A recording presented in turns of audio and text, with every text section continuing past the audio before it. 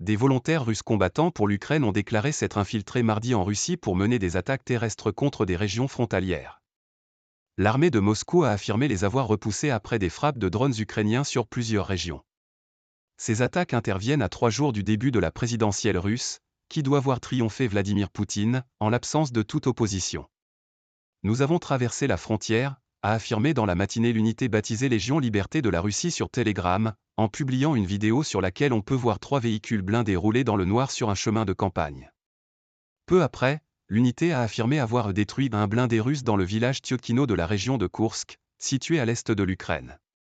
L'armée russe a déclaré avoir repoussé dans la nuit et la matinée de multiples attaques depuis l'Ukraine, assurant avoir empêché toute percée en territoire russe. Les forces armées ont fait échouer une tentative du régime de Kiev d'effectuer une percée sur le territoire de la Russie dans les régions de Belgorod et Koursk, a indiqué le ministère de la Défense.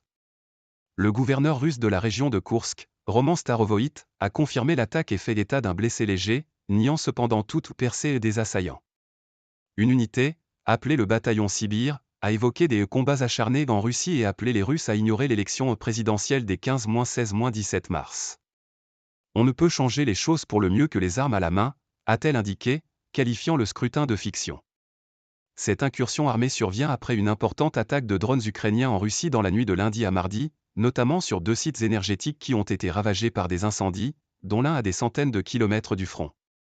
Le porte-parole du Kremlin, Dmitri Peskov, a assuré mardi que les militaires russes faisaient le nécessaire pour lutter contre toutes les attaques ukrainiennes.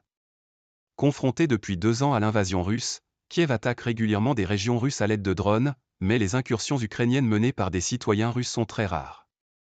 L'Ukraine, qui est visée tous les jours depuis plus de 2 ans par les missiles, les roquettes et les drones russes, réplique régulièrement. À 800 km de l'Ukraine. Selon les autorités russes, des drones ukrainiens ont visé notamment Orel et Kstovo, 2 villes russes situées respectivement à quelques 160 km et à 800 km de la frontière ukrainienne, y incendiant des dépôts énergétiques. Le ministère russe de la Défense a lui affirmé avoir abattu 25 appareils ukrainiens dans la région de Moscou, 2, de Leningrad, 1, ainsi que dans celle de Belgorod, 11, de Koursk, 11, et de Bryansk, 1, toutes 3 frontalières de l'Ukraine. Dans la zone industrielle de Kstovo, dans la région russe de Nizhny Novgorod, une raffinerie de pétrole a pris feu selon le gouverneur régional, Gleb Nikitin. L'incendie a ensuite été maîtrisé, d'après l'agence d'État TASS.